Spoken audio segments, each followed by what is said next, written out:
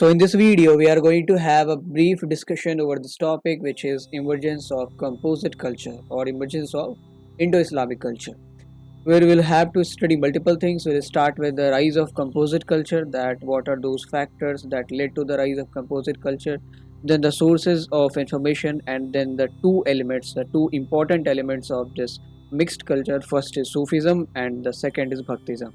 And at the end, we will also see the influence of Christianity in this composite culture. So getting started with the rise of composite culture, what happened actually after the 11th century AD? The Muslim invaders invaded India and started settling here. Initially, Hindus have thought that we will maintain a distance, we will restrict ourselves, but as time passed, the Hindus also realized that it would not be possible to ignore Islam altogether and to make their own styles of living stricter. Also, initially Muslims thought that they could easily Islamize the whole territory of India like they have did in the other countries, but later on the Muslims also understood that it was impossible to convert the whole of India into a Muslim country because of its diversity and differences in opinion.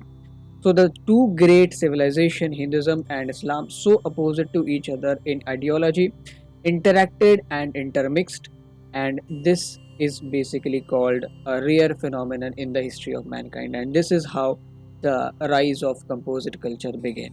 So what do we mean by composite culture? So composite culture is nothing but the mixing, the interaction of Hindu and Muslim cultural tradition led to a founding of composite culture, a culture which has element of both Hinduism as well as Islam. So this was also known as Indo-Islamic culture because it is basically a mixture of Hinduism plus Islam. Now let's have a look on some of the examples of growth of composite culture. Like Hindus had to be appointed as revenue officials, clerk, accountants in Muslim empires like Delhi Sultanate, in the Mughal empires. You might have known that in the Navaratna of Akbar, many were Hindus. Okay, Hindu kings took Turkish soldiers to strengthen their armies because they were powerful.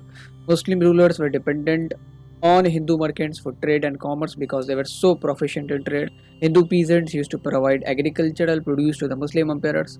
So this was basically how they cooperated, how they coordinated with each other. Okay. Now the Hindu artisans attended to their daily and special needs. Sultan Hussain Shah of Bengal was among the liberal-minded Muslim rulers who appointed many Hindus to not only clerical and accountant posts but to high offices also. Sultan Ibrahim Adil Shah, who was considered a great devotee of goddess Saraswati, was called Jagat Guru by Hindus, and he was also a great musician. He had a great taste of music.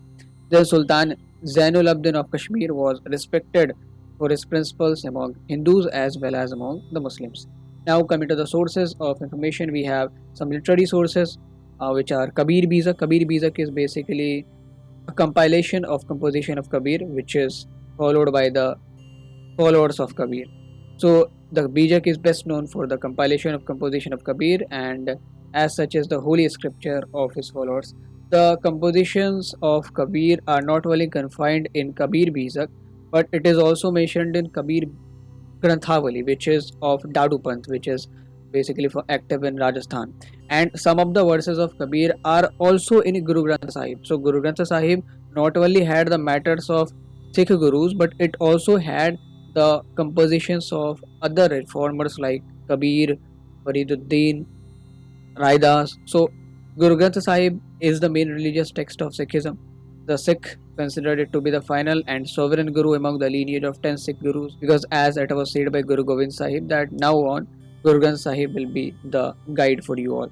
So originally known as Adi Granth Sahib, it was first compiled by the 5th Guru Arjan Dev from hymns of first 5 6 Guru, 13 Hindu saints, and in that Raidas were included and Kabir were also included, and 2 Muslim saints in which the verses of Baba Fariduddin are also added.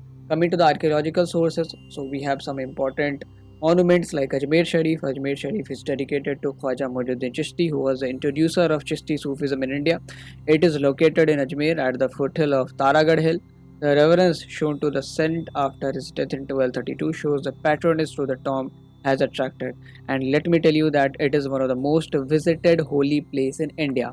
Okay, it is visited by Hindus, it is visited by Muslims and any other cults. Now, St. Francis Assisi Church, it is also an important monument when we talk about the composite culture. So it was originally built in 1503 and it is the oldest European church in India. Incidentally, at first Vasco da Gama was buried in this church on his death in December 1524. From 1510 to 1662, the church was officially called the Conventional Church of the Order of Saint Francis of Assisi by the Portuguese. Now we are going to have a look on the first element of this composite culture, that is Sufism. What do we mean by Sufism? Sufism is nothing but a reform movement within Islam. It started in Persia when the rulers went so materialistic. So the Sufi preachers thought they need to have their own cult, their own followership in order to save the core principles of Islam. So the Sufi preachers used to wear coarse woolen garment, which was termed as Suf, and from there the word came out. Sheikh Ismail of Lahore is considered to be the first known Sufi to have settled in India. The initial ones are Moinuddin Chishti, Dataganj Baksh, who was also known as Khwaja Hujwiri. So these are the initial Sufis to have settled in Indian subcontinent. Now coming to the teachings of Sufism. So major teachings include all religions lead to the same God. Means God is not different, be it in Hinduism or in Islam. God can be reached through personal love and devotion only. There is no need for heavy rituals and rites. Then after, rituals serve as a useless approach to reach God. Here they are criticizing the role of heavy rituals, and you will see in the Bhaktism also, it is mentioned in the teaching of Bhaktism that they are criticizing the heavy rituals, the overwhelming rites. So here Sufism is saying that rituals serve as a useless approach to reach God. The only way to reach God is via personal love and devotion, the ish towards God. All human beings are equal, and it also focused on the spirit of brotherhood.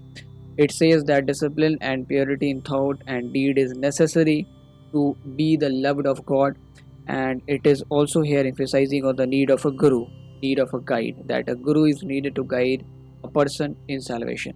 Now coming to the Chishti Sufism, that when we talk about Sufism in India, Chishti Sufism is most popular, and when we talk about Chishti Sufism, how can we leave Moinuddin Chishti? Moinuddin Chishti was the introducer of Chishti Sufism in India. His tomb is located in Ajmer, and it is also one of the most visited holy place in India. He was also known as Khwaja Gharib Nawaz, the giver of the poor. Coming to the major teachings of Chishti order, Chistis has the core principles of Sufism, but apart from that, they also have their own ideology, which is they are saying renounce material possessions. We need not to have any kind of material possessions, any kind of official post on our hand. We need to have a substantial self-discipline. We need to follow personal prayer for the spiritual greatness. We should live on the basic means of living. We should share food and wealth with other people. We should be charitable to other people, and we should show tolerance and respect for other religion, because every religion lead to the same God. Now after Moinuddin Chishti, Nizamuddin Aulia was very influential in the Chishti order. Nizamuddin Aulia was born in Badayu, which is located in modern day Uttar Pradesh, in 1238, and he died in Delhi in 1325. His Khanka was located in Delhi, and among his disciples were Khwaja Nasiruddin Chirag at Delhi, Amir Hasan Sizzi, who was a great musician, Burhanuddin Gharib, Jalaluddin Bhandari, Ziauddin Barni, who was a great historian. He was also a disciple of Nizamuddin Aulia. Now coming to the impact of Sufism. So it encouraged Hindu-Muslim unity. It has a lot of role to play behind the Hindu-Muslim unity in those periods. It led to the spirit of tolerance among both the community. Muslim rulers showed signs of liberty, and preaching in the vernaculars helped to develop vernacular literature. Like many of the literature of Chishti Sufism are in regional language like Dakhani Urdu, etc. And it also promoted a feeling of equality and brotherhood among Hindu Muslims and various castes among the Hindus only. Now coming to the Bhaktism. So the word Bhakti means devotion, and the Bhakti cult was also a reform movement like Sufism, but this is in Hinduism, which started from South India in 8th century AD. Two cult of saints, which were Alvars and Nainars. Alvar were the follower of Vaishnavism, and Nainars were the follower of Shaivism. They were the initiators of Bhakti movement, and they emerged from Tamil Nadu. It started initially as a protest against the caste system and rituals, and gradually grown to be a separate reform movement to purify the Hinduism. Coming to the teachings of Bhakti cult, Bhaktism says that God is one and He is worshipped under different names. All are equal in the eyes of God. There is no high caste or low caste, rich or poor difference. You can see here that many of the teachings are similar in Sufism as well as in Bhaktism. God can be reached through pure love and devotion. This is also mentioned there in the teaching of Sufism. Blind faith, rites and rituals are useless. This is also criticized in Sufism. Dignity of man depends on his deeds, not on the privilege of his birth or the caste. A guru is needed to guide a person to get salvation or to realize God. This was also mentioned in the teaching of Sufism. And as per Bhaktism, both Rama and Krishna are considered as the incarnation of God on earth because of their deeds. They are considered the incarnation of Lord Vishnu. Now coming to the Bhakti reformers, we will have a look on various Bhakti reformers, getting started with the some famous names are Ramanuj from Tamil Nadu, Ramananda in North India, Kabir Namdev from Maharashtra, Guru Nanak from Punjab, Vallabhacharya, Saint Gyaneswar from Maharashtra, Sri Chaitanya from Bengal, Mirabai from Rajasthan. We'll start with Kabir. It is said that Kabir is the greatest among all the Bhakti saints because his followers were both Hindus and Muslims, and his compositions had the most impact among all the Bhakti reformers. He came to be a disciple of Ramananda, who was the founder of Bhakti movement in northern India. Kabir preached by using dohas, couplets in the vernaculars. All his teachings are recorded in Kabir Bijak, Kabir Granthavali, as well as some of his verses are also included in Guru Granth Sahib. We have discussed already this in the early part of this video. Now coming to the next Bhakti saint, which is Guru Nanak. Here you can see the portrait of Baba Guru Nanak. The founder of Sikh faith was Guru Nanak. Like Mahavira and Gautam Buddha, he was also married, but he gave up worldly comfort and pleasures to seek the truth. And Guru Nanak then visited many places of pilgrimage which were important for both Hindus and Muslims. And he also went up to Mecca and Medina. You might have heard the story of he performing miracles in Mecca. He concluded that all religion led to the same God and there should be brotherhood of all men belonging to different communities or places of birth. This same philosophy was also there in Sufism, and this is one of the core philosophy of Bhaktism also. He composed hymns, he composed dohas which he sang with the music of rabab. His disciples were called Sikhs, means the Shasya. He had both Hindu and Muslim followers. Like for example Bala and Mardana. One was Hindu and one was Muslim, and these two were the initial followers of Baba Guru Nanak. His teachings are found in Adi Granth Sahib, which is now named as Guru Granth Sahib after Guru Gobind Singh. Now coming to the next Bhakti reformer, which was Saint Gyaneshwar. The Bhakti cult in Maharashtra started with Sant Gyaneshwar, which was also known as Dhyaneshwar. From his childhood, he began to perform miracles, and strangely, at the age of 8-15, he wrote a Marathi commentary which is called Gyaneshwari on Bhagavad Gita. So he basically, at the age of 15, wrote a commentary on Bhagavad Gita in Marathi. His literary works include Amritanubhava, Atmanubhava, Bhavartha Deepika, and Kongadeva Prasasti. He wrote his mystic experiences in Marathi poems called Abhangas. His followers were known as Varkaris. So Varkaris is a cult which is developed by Sant Gyaneshwar. He worshipped Lord Vithoba, which is also known as Lord Vitthal or Panduranga, who is considered to be the incarnation of Lord Vishnu. His Abhangas, his cult were continued by Sant Tukaram, another important Bhakti center Maharashtra. Now coming to the next Bhakti reformer, which is Sri Chaitanya Mahaprabhu. He was from East India, Bengal. Sri Chaitanya Deva is popularly known as Mahaprabhu by his followers. Here you can see the portrait of Sri Chaitanya Mahaprabhu. Sri Chaitanya introduced the worship of Lord Krishna in Eastern India, particularly in the region of Bengal and Assam. He spread his teachings and expressed his praise for Lord Krishna through his devotional songs called Kirtans. His disciples considered him as an incarnation of Lord Krishna, and so he is also named as Mahaprabhu, and collectively he is known as Sri Chaitanya Mahaprabhu. His teachings are contained in Chaitanya Charitamrita, written by Krishnadas Kaviraj. Now moving towards the next devotee of Lord Krishna, which was Mirabai. Mirabai was the queen of Mewar, and she was the princess of Medha. Medha was a small princely state in the kingdom of Marwar. She was married with the prince of Mewar during the time of Mughal Emperor Akbar. So she was contemporary of Mughal Emperor Akbar and Uday Singh. She was married in AD 1516, but her mind was more inclined towards the worship of Lord Krishna. And after the death of her husband, she completely devoted her life towards the worship of Lord Krishna. She composed wonderful poems like Padavali, through which she expressed her deep relationship with Lord Krishna, and her devotional songs called bhajans are popular even today in the areas of Rajasthan, especially in the lower caste. Okay, so all these Bhakti reformers has profound impact on the lives of lower caste because they oppose the discrimination of caste system. Their language appealed to the poor sections of society. So when we talk about impact of Bhakti cult, the Bhakti preachers made religion a personal matter. They said that It is not necessary that you need to perform heavy rituals. You can achieve God personally by devotion, by love. They opposed the caste system. That is why most of the Bhakti reformers are very popular among the lower caste, like Mirabai, like Guru Nanak, like Kabir. They said that control of Brahman priest is unfair and it must be reduced. They said that we should not totally depend on rites, ceremonies, and sacrifice as well as image worship. Some people glorified the image worship, some people criticized the image worship.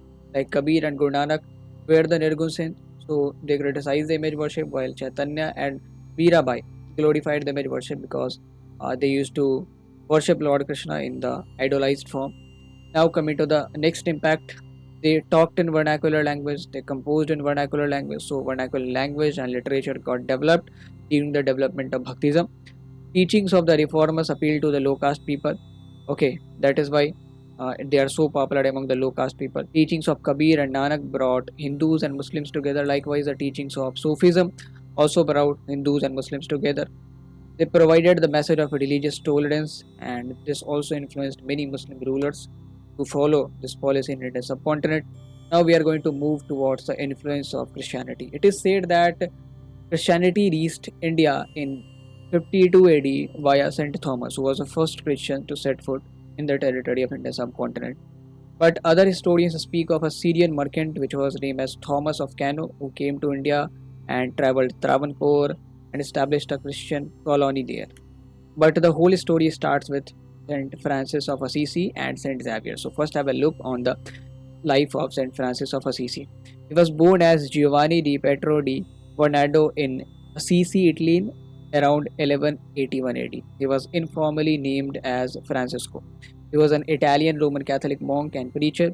He founded multiple organizations like Men's Order of Friars Minor, the Women's Order of St. Clare, the Third Order of St. Francis, and the Custody of Holy Land. Here you can see the portrait of St. Francis. Now coming to the mission of St. Francis. So Francisco is known for his love of the Eucharist. He believed that nature himself was a mirror of God, and that is why he called all living creatures as his brothers and sisters. And it is also said that he also preached to some of the birds also. Okay, and on 29th of November 1979, Pope John Paul I declared St. Francis as the patron of saint of ecology. This was a great achievement. Now coming to the next Christian saint, which was St. Francis Xavier. He was born in the caste of Xavier in the kingdom of Navarre in Spain on 7th April 1506. He met Ignatius Loyola, who was a founder of Jesuits, the Society of Jesus, and then they became friends, and they further founded the Society of Jesus with Ignatius Loyola and five other persons on 15th August 1534 to reform the Catholic Church. They took vows of poverty, chastity, and the vow of obedience. Now coming to the works of Francis Xavier. So Ignatius Loyola made Francis Xavier as the first provincial head. He was assigned to expand the missionary in the South Asia, but he died before he could set foot on mainland China. He was first buried on a beach of Stancon, Shang Juan Island, but his body was later brought back to Goa in December 1553, and the body is now preserved in the Basilica of Bom Jesus in Old Goa. You can still see the preserved body in that particular church. Francis Xavier has become patron saint of Navarre, which celebrates his feast day in December every 3 years. Now coming to the legacy of Francis Xavier, the Jesuits is the single largest religious congregation of priests and brothers spread all over the world, and it has a huge contribution of Francis Xavier. The largest number of schools and colleges across the world are named after Francis Xavier. There are almost 10 to 12 schools in Goa alone, about 62 in the rest of India, and about 66 in the rest of world, which was named after Francis Xavier. So this shows the legacy of Francis Xavier. They have a legal aid service through India Social Institute in Delhi and Bangalore. Apart from church service, educational service and social work is also taken by the Jesuits. So this is basically the impact of Jesuits, and Jesuit has a lot of contribution of Francis Xavier in building and expanding the organization. That's all for today. We have discussed the Sufism, we have discussed the Bhaktism, we have discussed the Christianity. Hope you have understood all the concept. Thank you for watching. Have a great day.